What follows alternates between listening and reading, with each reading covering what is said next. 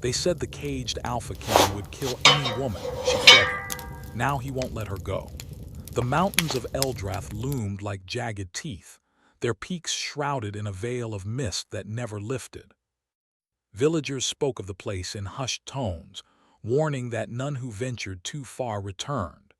The wind itself seemed to whisper secrets of the past, carrying faint cries that mingled with the rustling of dark pine forests. At the heart of these mountains stood an abandoned fortress, its walls blackened by centuries of storm and shadow, and inside, it was said, lived Kale, the Alpha King. Kale's name was enough to silence the bravest of men. Legends told of a man-king consumed by a curse, a being so dangerous that any woman who dared approach was said to vanish without a trace.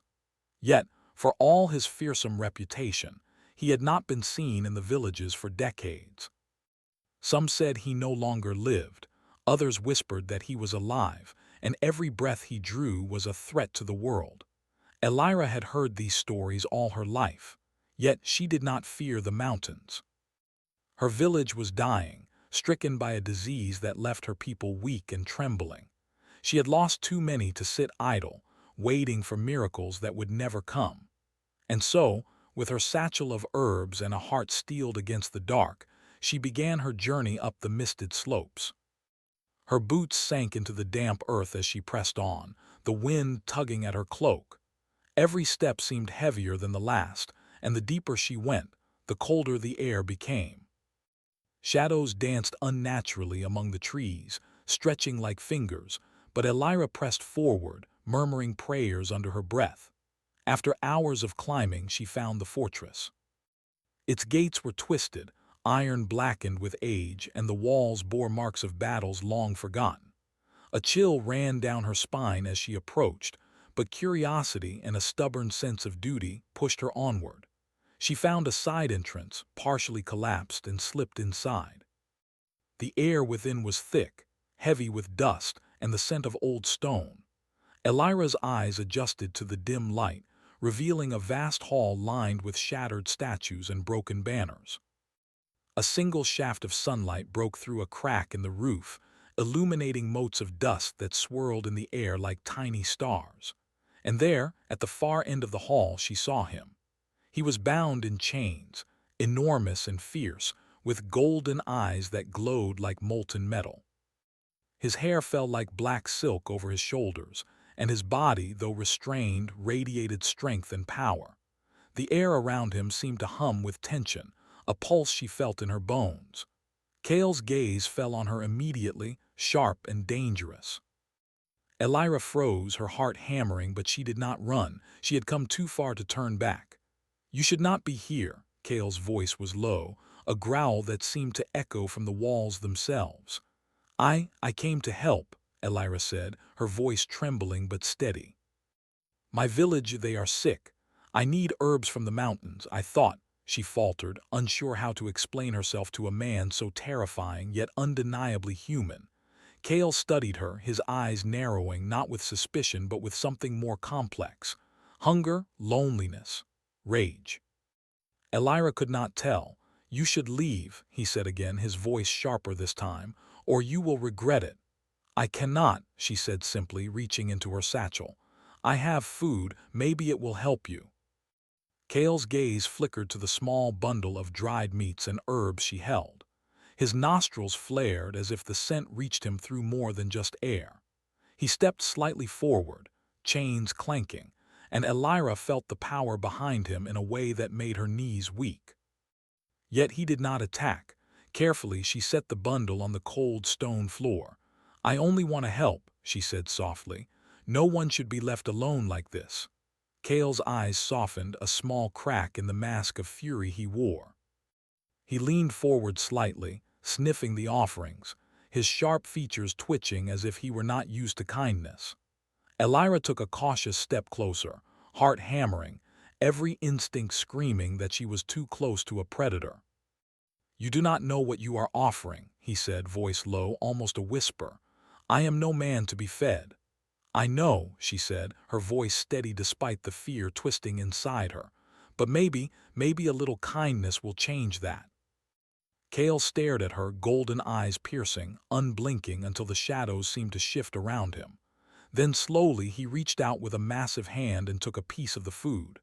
Elira held her breath, expecting claws, fangs, fury, but he simply ate, silently, carefully. Something shifted in the room, an invisible thread tugging tighter around them. Kale's gaze lingered on her, and Elira felt a warmth she could not name, an awareness that she was no longer just a visitor in the fortress. She was noticed. Hours passed in tense silence. She moved cautiously, offering what little food she had, speaking softly about her village, her fears, her hopes.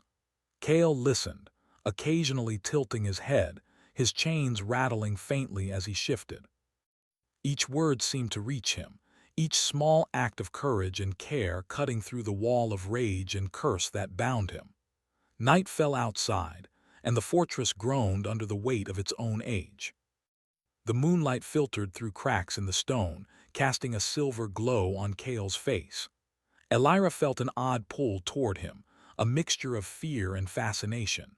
He was dangerous, yes, but there was also sorrow, loneliness, and longing that tugged at something deep inside her.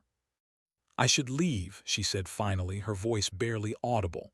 "The village needs me, and you should rest." Kale's eyes darkened.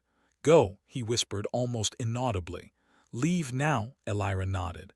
"I will return with more herbs, I promise, but I cannot stay forever." He made no move to stop her, yet the tension in the air tightened, and the chains that bound him clinked ominously. As she turned to go, the wind howled through the broken windows, and Kale's voice stopped her, soft but commanding. "Elira!" She froze. His eyes were fixed on her, fierce and longing. The name sounded like a spell, echoing off the walls, binding her to the fortress in ways she could not explain. She began, unsure what to say. "Stay," he said simply, the word heavy with emotion and power. "Do not go, not yet." Elira swallowed, feeling the pull of something dangerous yet irresistible. She wanted to flee, yet she could not. Something in the Alpha King's gaze, in the raw pain and humanity beneath the ferocity, kept her rooted to the spot. The wind outside roared, rattling the walls, and in that moment the fortress felt alive, watching them both. Elira realized that leaving now might not be possible or safe. Kale's chains rattled as he shifted, moving closer, the raw energy around him almost tangible. For the first time, she understood why the villagers feared him. Not just because of his power, but because of the depth of the curse he bore, the isolation that had made him both king and monster. And yet, she also understood why she could not leave. The night stretched on, the fortress silent save for the distant howl of wolves and the soft sound of her heartbeat. Kale's golden eyes never left her, and she felt a strange comfort in their intensity. She did not know what the morning would bring, or if she would survive it, but she knew one thing with certainty. She could not abandon him, and he could not abandon her. Somewhere in the shadows, the fortress seemed to shift, as if alive and aware of the bond forming between them. The Alpha King, feared by all, had met someone who saw beyond the rage and curse. And Elira, the healer with nothing but courage and kindness, had found a being more terrifying than she could have imagined, yet also more human than she could have hoped.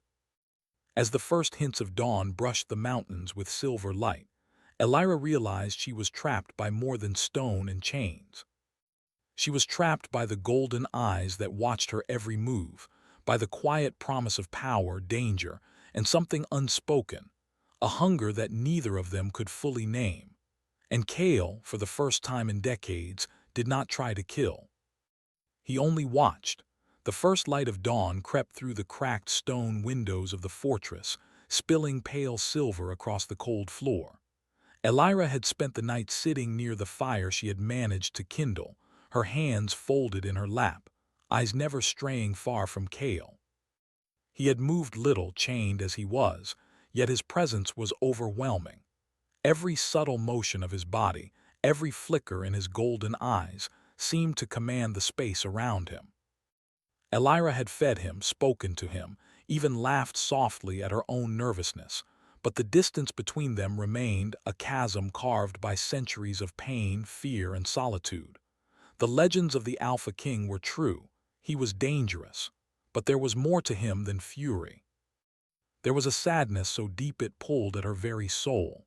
Cale stirred as the firelight danced over his face. His chains rattled faintly as he shifted, leaning slightly toward her. His golden eyes, sharp and cautious, watched every movement she made. "You should leave," he said, his voice low and strained, still warning yet softer than the growl she remembered from the night before.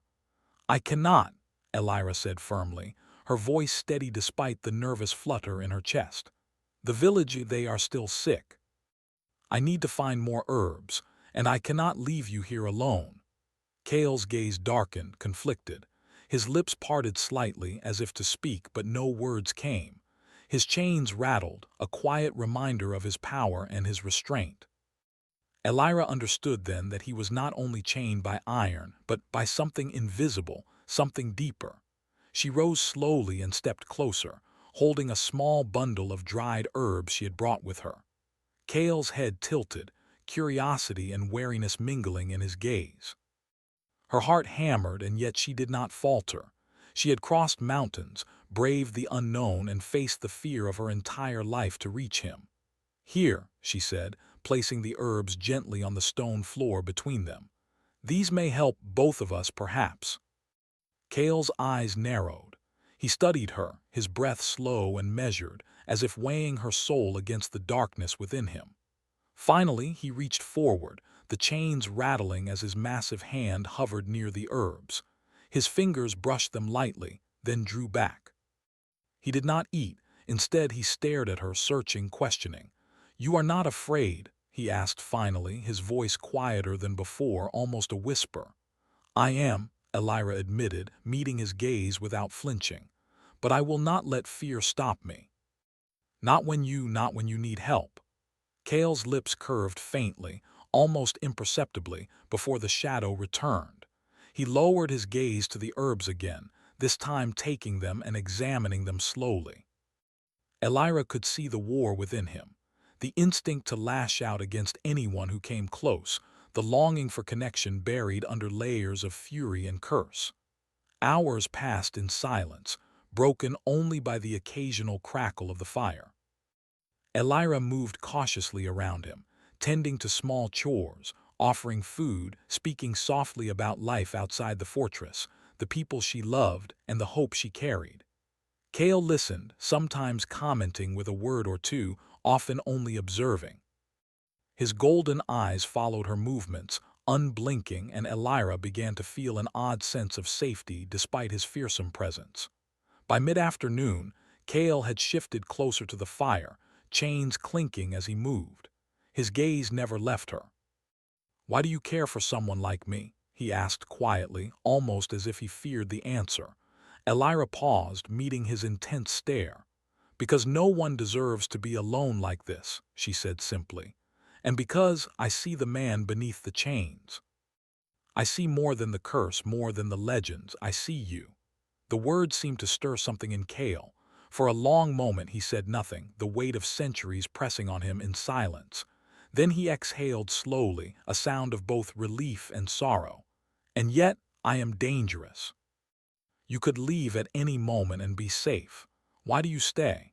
"Because you are worth the risk," Elira said softly, "and because I believe even the darkest curse can be broken with light." Cale's eyes flickered, a mix of anger, longing, and something unspoken passing over his features.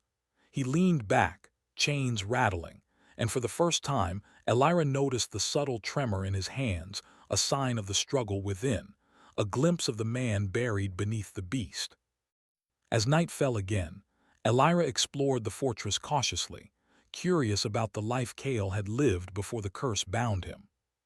She discovered shattered tapestries, portraits of kings and queens long dead, and symbols etched into the walls that hinted at rituals of power and betrayal.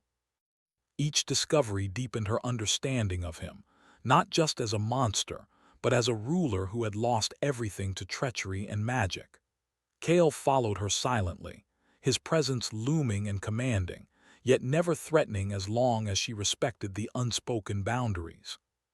He did not speak of his past, but Elira could feel its weight in the air, heavy and bitter, as if the walls themselves remembered the tragedies that had unfolded. At one point, she stumbled upon a hidden chamber, its doorway partially concealed by shadows. Inside, she found relics of Kale's life before the curse, crowns, weapons, and a single, tattered journal. She opened it carefully, and the pages revealed a story of betrayal, loss, and a queen who had turned against him, leaving him bound to the curse that now defined his life. Elira's heart ached for him. The man who had terrified legends and haunted villages was also a man who had loved and lost, whose pain had been twisted into something monstrous. She realized then that the curse had not made him evil, it had made him lonely, angry, and desperate. Kale appeared behind her, silent as a shadow. "Do you understand now?" he asked, his voice low and rough.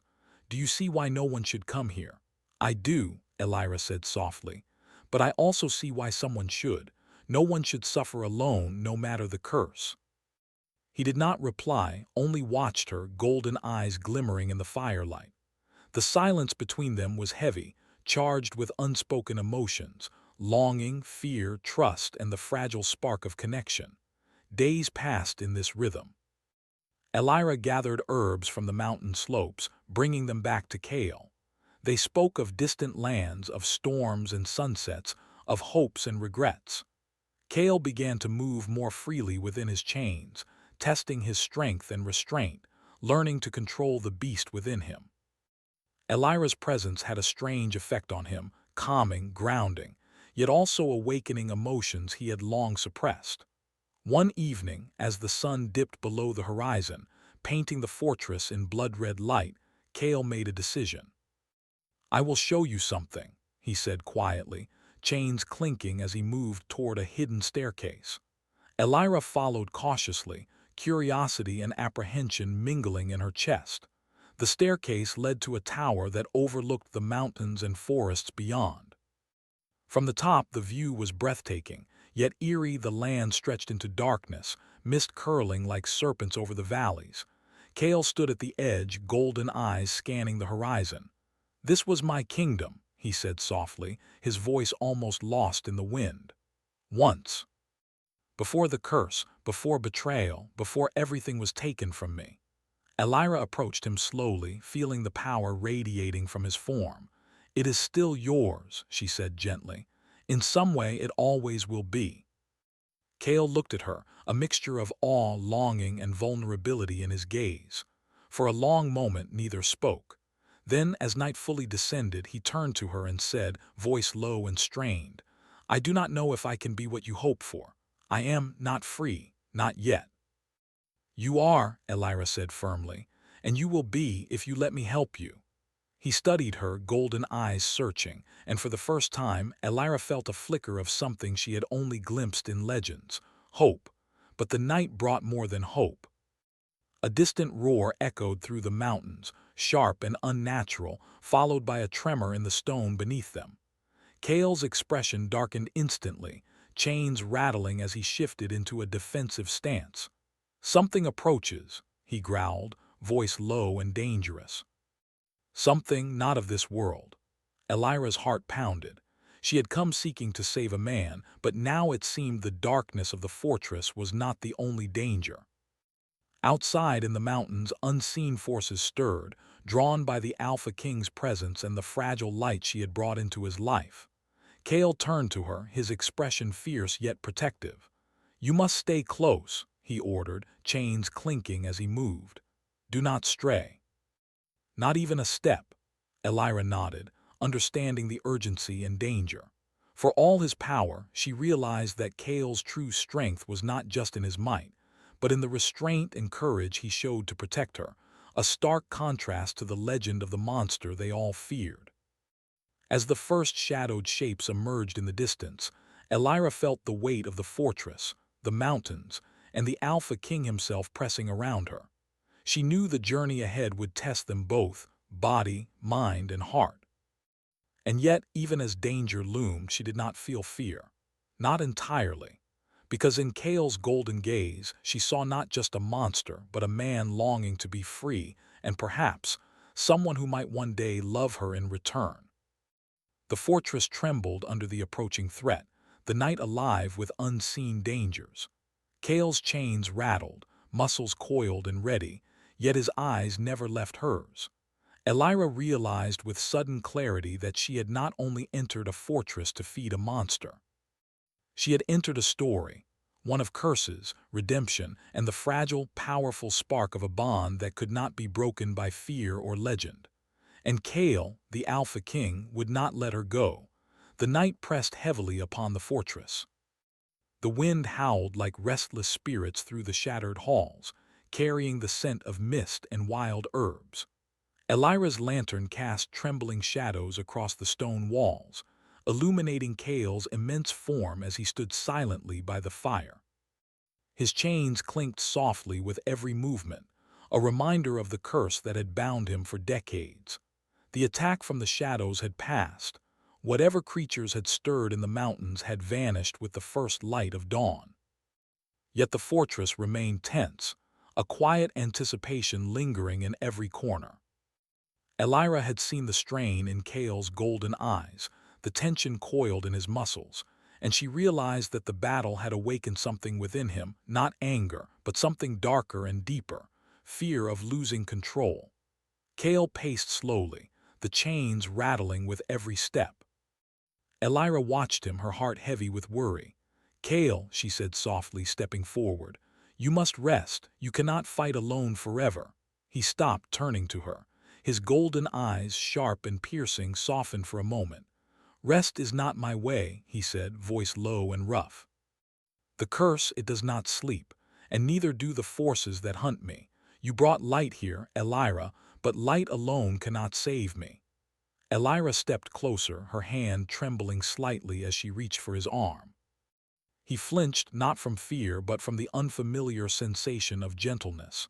"Then let me help," she said quietly. "I may not have your strength, but I have hope and I have courage. Together we can face this." Kale's gaze lingered on her, intense and unblinking. "You are too brave for your own good," he muttered, almost to himself, "and too stubborn." "I have to be," Elira said. "I cannot abandon anyone, not you, not the village, not even myself." The fortress grew quiet again, the shadows stretching longer as night deepened. Kale's chains clinked as he moved toward a hidden door, a part of the fortress Elira had not yet explored. "I will show you something," he said, his voice low, carrying both warning and invitation. "Something I have never revealed to anyone." Curiosity mingled with apprehension in Elira's chest. She followed him carefully, keeping her distance, as he led her through narrow corridors and twisting staircases. The walls seemed to close in around them, heavy with history and the weight of the past. At last they reached a room deep within the fortress, hidden and untouched by time. Inside, the walls were covered with intricate carvings, scenes of battles, rituals, and moments of intense emotion. In the center stood a pedestal with a crystal orb glowing faintly with an inner light. Kale's gaze rested on it, distant and haunted. "This is where the curse began," he said, his voice barely above a whisper. "The queen, she betrayed me here. Her magic twisted my soul, bound my power, and made me what you see now." Elira approached slowly, studying the orb. She could feel the weight of the magic within it, cold and heavy, as if it had absorbed the pain and rage of centuries. "It does not define you," she said softly. "You are more than this curse. You are strong and you are kind, even when it is hard." Kale turned to her, golden eyes searching as if trying to measure the truth of her words. "Kindness has always been my weakness," he said, "and yet you bring it out of me, Elira. I do not know whether to fear it or treasure it." Elira smiled faintly, feeling warmth spread through her chest. "Then treasure it," she said simply. "I am here. I will not leave." For a long moment they stood in silence, the only sound the faint hum of the crystal orb. Then Kale sighed, a sound of both relief and sorrow. "You are brave," he said quietly, "braver than anyone I have ever known, and perhaps too brave for your own good. "I am not afraid of you," Elira said firmly. "I am afraid of what might happen if we do nothing. And I will not stand by and do nothing." Kale's gaze softened, and for the first time, Elira saw vulnerability in his golden eyes, a crack in the armor he had built around himself for centuries. She reached out, placing a tentative hand on his arm. He did not flinch. Instead, he let her touch him, as if the contact grounded him in a way he had long forgotten. Days turned into nights as Elira worked alongside Kale, preparing herbs, exploring the fortress, and uncovering secrets that had long been buried. She discovered the depths of Kale's power, the extent of his curse, and the memories that haunted him. And through it all, a bond grew between them, fragile, tense, and yet undeniable. Kale began to move more freely within his chains, testing his strength, practicing restraint, and learning to control the beast within him. Elira's presence became his anchor, her courage and gentleness guiding him through moments of anger and despair. Yet the curse remained, a constant reminder that his redemption would not come easily. One evening, as the sun dipped behind the mountains, painting the fortress in shades of gold and crimson, Kale and Elira stood on the highest tower. The wind whipped around them, carrying the scent of distant forests and wildflowers. "You have changed me," Kale said quietly, his voice low and rough. "Not entirely, not yet, but you have begun something I thought impossible. You have reminded me that I am still human in some way." Elira turned to him, her heart pounding. "And you have changed me," she said softly. "You have shown me courage I did not know I had, strength I did not know existed. Together, we can face this curse. We can face anything." Kale studied her, golden eyes intense and unyielding. "And if we fail," he asked, a shadow of doubt in his voice. "Then we fight," Elira said firmly. "And we try again.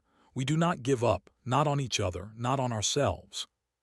Kale's lips curved into the faintest of smiles, almost imperceptible. "You are foolish," he said, a note of admiration in his tone. "And I may be too, but perhaps that is exactly what we need." As night fell, the wind carried a distant roar across the mountains, sharper and more menacing than before. Elira's heart leapt, and Kale's body tensed instantly. He moved to stand before her, chains clinking, muscles coiled like a predator ready to strike. "Something is coming," he growled, voice low and dangerous. "Something old and very angry." Elira felt a shiver run down her spine. She had faced fear before, but this was different. This was darkness alive, moving through the mountains with purpose. Yet she did not step back. She had chosen to be here with Kale, and she would face it alongside him. Kale's eyes softened slightly as he glanced at her. "Stay close," he ordered. "Do not stray, not even a step." She nodded, feeling a mixture of fear and determination.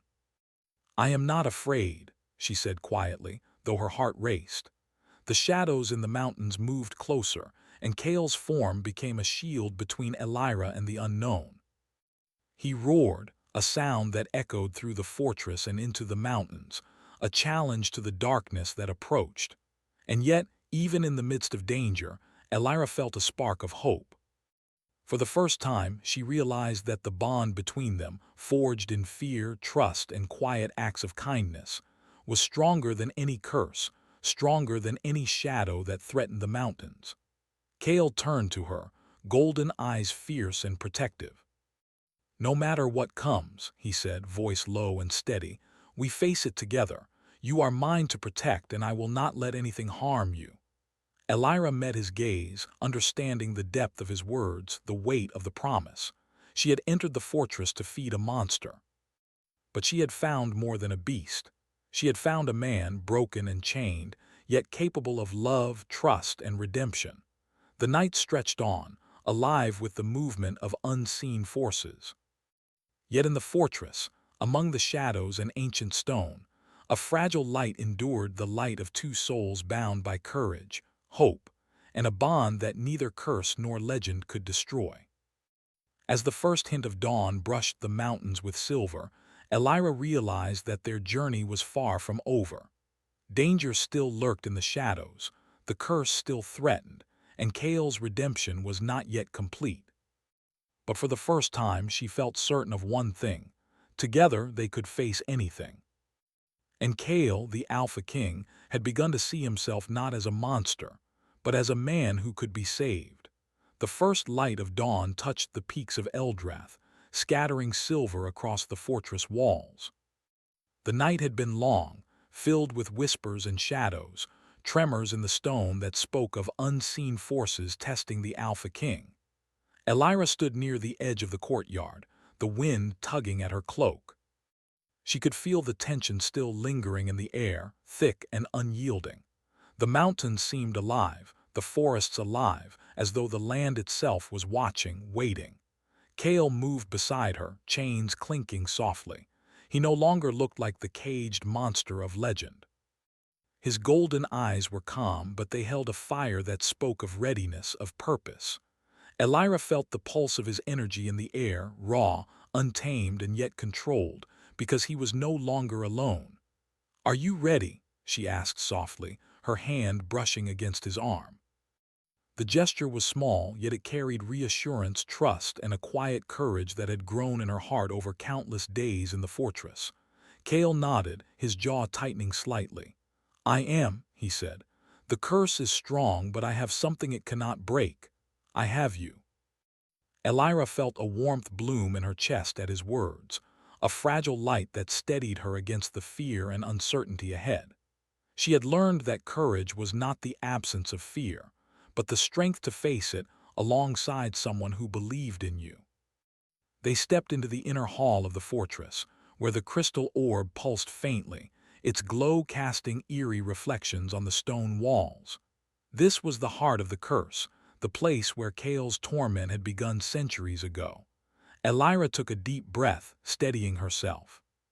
She knew that what lay ahead would test them both, body, mind, and heart. Kale's hand brushed hers briefly, a silent acknowledgement of their bond before he approached the orb. The chains that had once bound him rattled with anticipation, but he did not flinch.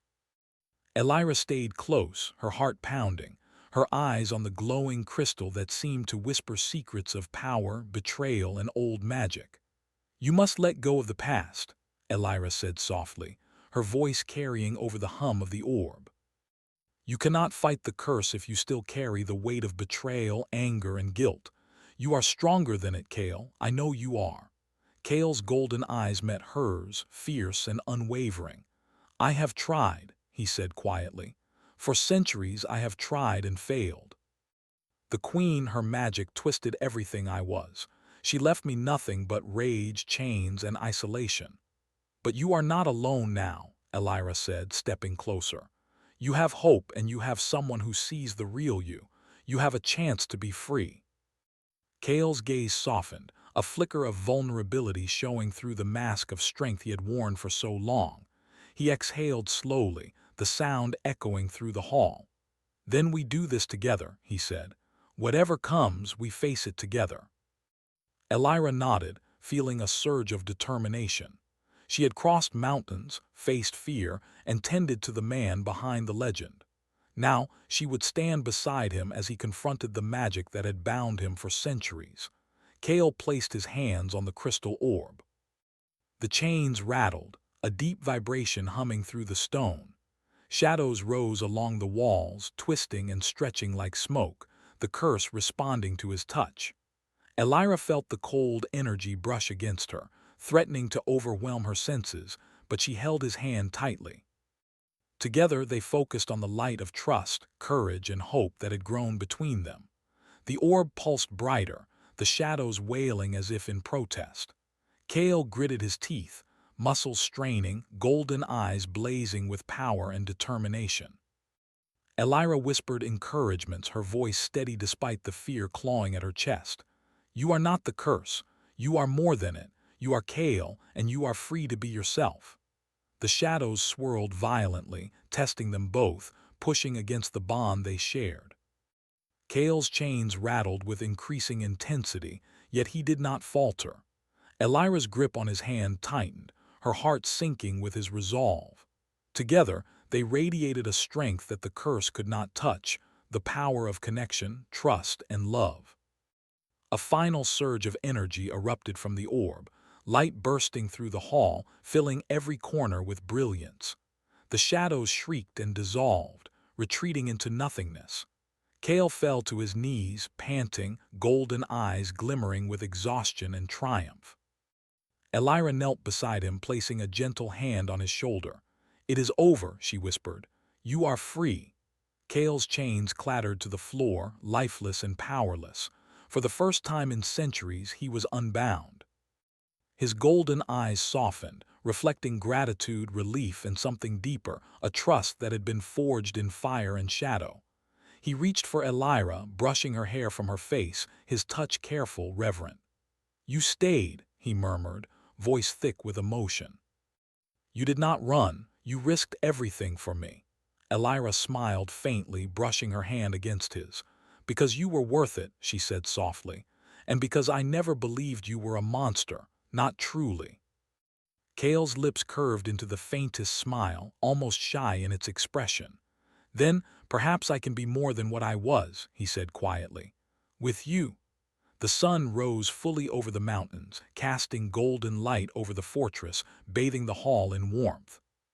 The curse had been broken, the chains had fallen, and a new chapter had begun, not only for Kale but for Elira, and for the bond that had grown between them. Over the following days, the fortress transformed. The shadows receded, revealing the grandeur that had been hidden beneath centuries of neglect and darkness. Elira and Kale worked together, restoring the place, cultivating herbs, and preparing for the return of the kingdom's people. Kale moved freely now, strong and confident, yet gentle, mindful of the trust and connection he had found in Elira. In the evenings, they would stand on the highest tower, watching the mountains stretch into the horizon. Kale's golden eyes softened as he observed the land he had once ruled, now unbound and alive. Elira stood beside him, hand in his, feeling the pulse of life in the fortress, the mountains, and the bond they shared. "You have changed everything," Kale said one evening, voice low and thoughtful. "Not just me, but this place, the mountains, the kingdom. You brought light where there was only shadow." Elira smiled faintly. "We changed it together," she said, "and we changed each other. That is what matters." Kale's gaze softened further, lingering on her face with a tenderness he had never known he could feel. I do not know what the future holds," he admitted. "But I know that as long as you are by my side, I can face anything." "You will not face it alone," Elira said. "Ever, not now, not ever." A breeze carried the scent of wildflowers through the fortress, and Kale leaned closer, brushing a gentle hand against hers. The moment was quiet, sacred, a promise made in silence, sealed with trust and courage. For the first time in centuries, he allowed himself to be vulnerable, to be human, to be loved. The villagers began to return, guided by Elira's messages and the stories of a king who had survived the curse. They arrived cautiously at first, unsure whether the Alpha King of legend was truly changed. But when Kale welcomed them with calm authority, yet with kindness and respect, fear gave way to admiration. Elira stood beside him, proud and resolute, her heart full of hope. Kale's redemption was not only in breaking the curse, but in reclaiming his place in the world as a leader, as a protector, and as someone capable of love. And Elira had been his guide, his anchor, and the light that had led him back to himself. One evening, as the sun set behind the mountains, casting a golden glow across the fortress, Kale turned to Elira. His golden eyes reflected the colors of the sky, fierce and soft all at once. "You saved me," he said quietly, "and I cannot imagine life without you." Elira's hand found his, fingers intertwining. "You do not have to," she said softly, "because I am here and I will always be here." Kale smiled, the expression radiant and unguarded. "Then I am yours," he said, "not as a king bound by fear, not as a monster, but as myself. Free and only yours." Elira felt a warmth she could not name, a joy and relief that filled her entirely. The curse was broken, the fortress alive, and their bond stronger than any shadow or legend. Together they had faced fear, darkness, and the weight of history, and emerged unbroken. As the night settled over the mountains, Kale and Elira stood on the highest tower, gazing at the horizon. The wind carried a sense of promise, of new beginnings, and of a love forged in fire, shadow, and courage. For the first time in centuries, the Alpha King smiled without fear, and Elira's heart was at peace. They had faced the darkness and found light. They had faced the curse and found freedom. And together, they would face whatever came next as equals, as partners, and as hearts bound by trust, courage, and a love that could never be broken.